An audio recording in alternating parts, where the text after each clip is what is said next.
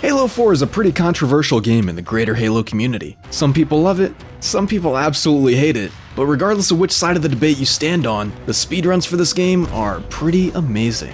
Now, not a lot of people know this, but I actually used to run this game a long time ago. I didn't post a lot of times, and I wasn't very good, but the thing that inspired me to run Halo 4 in the first place was the myriad of tech, glitches, and out-of-bounds skips that are in every single level. Since I last touched the game, a lot has changed, and we're going to take a look at each mission in order to see what kind of crazy strats the New Age runners have come up with. But first, we need to talk about some of the basics. You see, in Halo 4, you've got to learn to jump before you can speedrun. Grenade jumps are basically in every mainline Halo game, and something most players would already be familiar with. If you carefully time a jump right before a grenade explodes, the force of the blast gets added to your momentum and propels you higher than a normal jump alone. This of course can be extended to other tools like concussion rifles and enables a few skips that we'll see later on. Crouch jumping is another technique that's pretty well known by most regular players. By holding a crouch in midair, you pull your legs up to your chest, which can give you that extra inch when making tight jumps. In addition to reducing your collision box, it can also have some very interesting physics interactions, as we'll see in just a couple minutes. Slide jumps are a great way to go faster in a lot of levels. Whenever you're falling from a decent height, if you jump right when you reach the ground, you'll ricochet off according to the angle of the slope and convert a lot of that falling speed into horizontal movement. In this game, you can only sprint for a limited amount of time until the chief runs out of stamina and gets forced back to the slower walk speed to catch his breath. Recharging your stamina starts happening immediately after canceling a sprint though, and we can abuse this through muscle running. To do this, you simply sprint for a moment to hit your top speed, jump into the air to carry your momentum, and then throw out a melee to cancel the sprint and instantly start recharging your stamina. Then just sprint right as you're hitting the ground and repeat the cycle. With this technique, we can effectively sprint indefinitely. Now it's time to get into the good stuff. I'll be talking about the route that gets used for the game's hardest difficulty, Legendary. I'm sure there are variations for ILs or Easy, but I'm going to try to keep it to what I know. Back when I ran the game, the route for the first mission, Dawn, was pretty basic. We'd kill a few waves of enemies in the command bridge, fight our way through a few dangerous areas on the ship, and run past everything else. There wasn't much out of the ordinary except for this part with the concussion rifle, which we would steal from a bugged out elite to do an explosive jump up to the outdoor control switch. We would then YOLO across the ship's exterior to manually open the missile hatch and evacuate through the collapsed hallways until getting sucked off the ship. The majority of this route was replaced by a trick called Dawn Skip, which used grenade physics after the first fight in the command bridge to get out of bounds and bypass a lot of the fighting. Unfortunately, I never learned the lineup, but now I don't have to because there's an even bigger and better skip known as DSS, Dawn Super Skip. At the beginning of Dawn, even before the first enemy, we can do a kinda cool double crouch jump to get up on top of these pipes and get out of bounds. There's a ridiculous route to jump across the ship and climb our way all the way up until finally getting outside. We need to get down from here, but there is fall damage in this game, so to do so safely, we break our fall with a few slopes and bits of terrain. But we're not done. Normally from here, we would go hit that control switch from before. But now we turn around and the out of bounds bit actually continues all the way until the end of the level, where we finally drop back in bounds just in time to get sucked off. Anyway, this is probably a good spot to give a quick disclaimer. DSS and a few of the upcoming tricks are a lot more nuanced than what I'll talk about in this video. I can try to answer some questions in the comments, but if you really want to learn more, then check out haloruns.com and their Discord. I'm sure they'll be happy to have you. Now let's move on to the second mission, Requiem.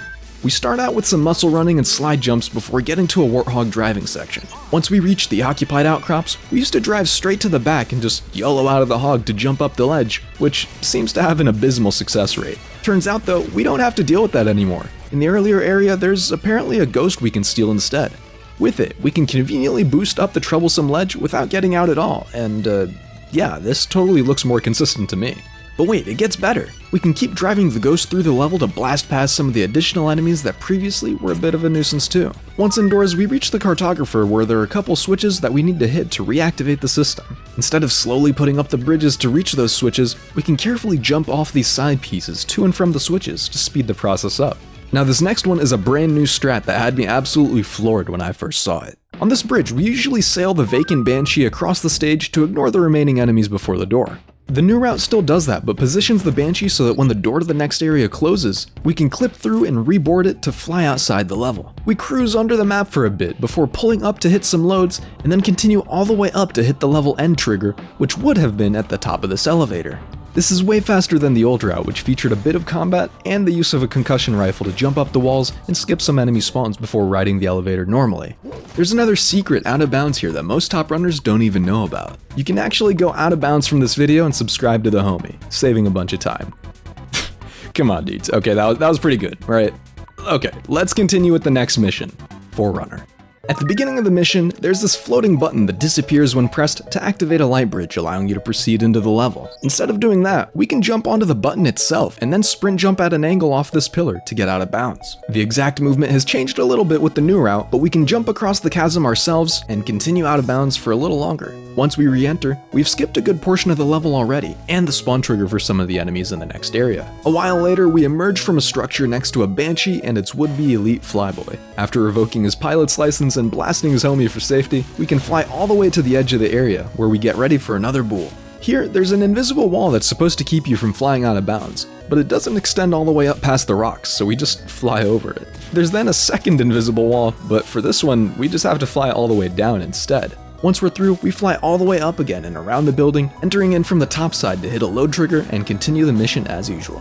Side note, how come these glitches aren't called Banshee out of bounds? Are Halo runners afraid of boobs? Look dudes, I won't judge, I just want to know the lore. This next mission is pretty long and is split into 3 parts: the jungle, a crash-scarred battlefield, and the crashed UNSC Infinity itself.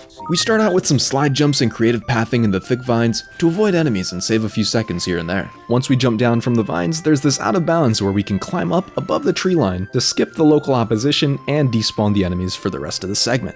The latest runs have a dizzying new route in the out of bounds area and get even further ahead to save more time.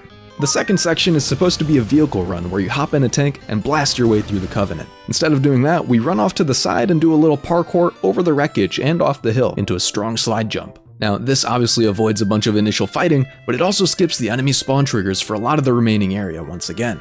We just need to muscle run our way down here and grab a ride to go the rest of the way. The third section is similar to the last one, in the sense that the game expects you to hop in a vehicle, this time a Mantis, and fight your way through the enemies. However, the only thing we actually need the Mantis for right now is to blast open these doors. And actually, the new route doesn't even do that. Once free, we take off and find a quick way up to the catwalks, where we follow a somewhat safer and definitely faster route than going through the corridors normally. Once outside, we blast the 3 jammers and have to survive a long holdout against an invading fleet of phantoms. Instead of waiting for them to drop their hostile troops, we can hop in a new Mantis and focus fire to destroy them before they actually do so. This next mission has a bunch of cool stuff, so buckle up. Reclaimer starts out with us boarding a Mammoth and listening to a whole bunch of dialogue before it starts wheeling forward. If we do a long muscle run down to this rock, it skips a ton of dialogue and makes the Mammoth start moving forward more quickly than if we had boarded it right away. As a bonus, if you keep running for a little bit more like modern runs do now, the Mammoth advances at you at maximum speed. A ways down the road, the Mammoth slows down to fight some enemies, but we jump off to the side and carry the momentum with our jetpack to get away. We keep running around the edge of the map and, using some collision physics, get a massive jetpack boost over this rock to avoid a dangerous fight below. It works kinda like a slide jump, but with a vertical boost instead. After painting the particle cannon objective to be destroyed and hopping down to these rocks for a safety checkpoint, we make a break for this ghost and drive it all the way down to these rocks at the edge of the river. The Mammoth from before is supposed to eventually cross this river, but it takes a while to do so. If we try to cross it without waiting for it though, we'll hit a hard kill barrier. Thankfully, we can ride up on top of these rocks to the side and cross the gap with the ghost's boost without waiting or hitting that barrier. We arrive at an area with a huge force field powered by 3 guarded generators. We used to skip this whole area by parking our ghost right up next to the shield and exiting the vehicle to clip through. There's then another long muscle run down to where we get this new ghost and park it up by these rocks for safekeeping. With the latest innovations, this strat gets even faster. In the previous area, if you ram into and destroy the first power generator, when you clip through the force field, you can turn around after a load and grab your old ghost to overall save a bit on walking time. The reason we didn't do this before is because if you don't smash that generator, your ghost will despawn when hitting that load, leaving you stranded. As we jetpack over the top of these rocks, we paint the second particle cannon and preemptively jump off to board this enemy Lich as it spawns to easily destroy it from within. As we evac, we arrive perfectly at our parked ghost and ride away. After ghosting away, we now climb up on some more rocks and leap into the air to slowly jetpack across this massive canyon by carefully metering our fuel charges. With the old method, you can just barely make it across, but the new way adds in a slide jump to gain some extra speed and get across with plenty of fuel to spare. Regardless of the method, it's then a matter of flying up another few rock layers to get back into the level. And up here right away, we'll see another difference from the old route. We used to run all the way down to this corner, hitting a load before running all the way back to these rocks to do a pretty cool out of bounds section. We would barely avoid dying to the out of bounds timer and jetpack our way back in bounds, coming out from under the map and skipping spawns. Then we'd jump up on top of the main platform and head inside through the door. The new route though is incredibly daring and has no double backing like before. Making excellent use of out of bounds movement and some sharp shooting, you can weave in and out of the soft kill zones and make your way all the way up to the door. As soon as we get inside, we immediately get ready for the next trick. Using our jetpack again, we first fly up to the doorframe above this elevator and then boost all the way up and on top of it. Once the door below starts to close, we can fly across the void and try to land on this little sliver of flooring. Upon touching down, we have to react quickly to jump back in bounds before the game loads the rest of the walls, which would otherwise leave us stranded and soft locked. At last, we reach the final area of the mission, where there's a huge firefight with tons of heavy vehicles. Right at the start, we sprint forward in hopes of hijacking a ghost. We use it to boost over the ledge and drive all the way down to the edge of the force field by these rocks. In the new route, they get a little rough with the Marines and steal the allied Warthog to do the same thing but a little faster. Anyway, from there we just jetpack up and climb the rocks to get over the force field, and if you're a bit fancy, hit a slide jump off the fall to the bottom. And if you're super fancy like in the new route, you can run along the top of the force field to hit an even better slide jump, which sends you straight toward the painting of that third particle cannon. Back when I still played, Shutdown was the fastest mission in the game, and you'll quickly see why. At the start, the game expects us to visit a couple different towers. These would normally take a pretty long time to complete, as would the aerial dogfighting that takes place outside. Fortunately for us, if we simply ignore the initial towers and fly straight to this one in the back, there are these giant gaps in the walls where we can maneuver in and jetpack through as if we had completed everything else. The latest strats speed up the flying portion considerably by using a precise angle to fly your Pelican diagonally. It's a little finicky, but it looks kinda sick, and it's a must-have when grinding for the record now. Just inside, there are these large pillars that flip upwards at high speeds when you get near. Using a particular lineup, we can get launched by this front pillar, which, when paired with our jetpack, sends us flying across the room. Managing the jetpack drain is a skill in itself, but with a little practice, we can reach the other side and ride up the elevator, skipping a few spawns in the process. In recent years, there's an even better lineup that sends you further and higher, up to a platform about halfway up the elevator. From here, we can just jump in the lift and ride the rest of the way up. Just after that, we make a break for this Banshee and simply use it to glide past the entire room, but we do have to be careful to not get shot in the back. We now reach what used to be my favorite part in the entire speedrun, Composer. We wipe out a few weaker enemies at the start so we can safely jump over this gap instead of running around and slaughtering the entire hangar. We grab a concussion rifle off of this elite that gets dropped off by the second Phantom and use it to jump up to this machinery and then up to the angled wall behind us, allowing us to sprint over to the next area. The new route, of course, is even faster than that too. Instead of waiting for the second Phantom to enter the hangar, we can use a pretty precise frag jump to get on top of the first Phantom before it leaves. Then, as it's pulling out, we just jump over to where we would have ended up before. Sick. After a brief fight with some hunters, we get access to a thruster pack. This is different from the regular jetpack because instead of using it for vertical height, we get launched horizontally, making for some satisfying movement in the space station exterior. When we get to this ammo crate, we can do a crouching frag jump off of it to get into this narrow out-of-bounds space. After a little dialogue, we time our jump to get on top of the next room, navigate above the corridors for a bit, before hopping off the map to get teleported back in bounds. After clearing a few enemies, we wedge into this doorway to frag jump out of the map again. After a short run to skip the second airlock fight, we once again have to get back in bounds, which we can do by jumping at the right time as the level loads, or by backtracking slightly and falling through the doorway. The new route is pretty flashy though because it keeps going for a bit to jump off the top and interact with the console mid-fall before getting teleported back in. The last real area of this mission is a long holdout fight with wave upon wave of invading Covenant forces. In the new route, there's a wave skip that works by, I think, killing certain enemies and standing away from harm to manipulate checkpoints to get the despawn. I'm not 100% sure, but it does sound like a similar trick in the final mission to me.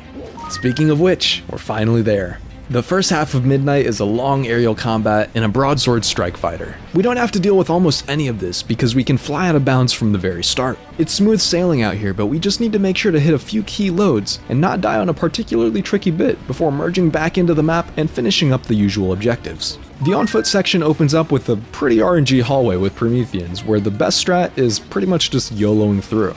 From what I could tell, the only newish innovation was picking up the hard light shield for a better chance at protection, but let's be honest, this part sucks, and even a small improvement is huge.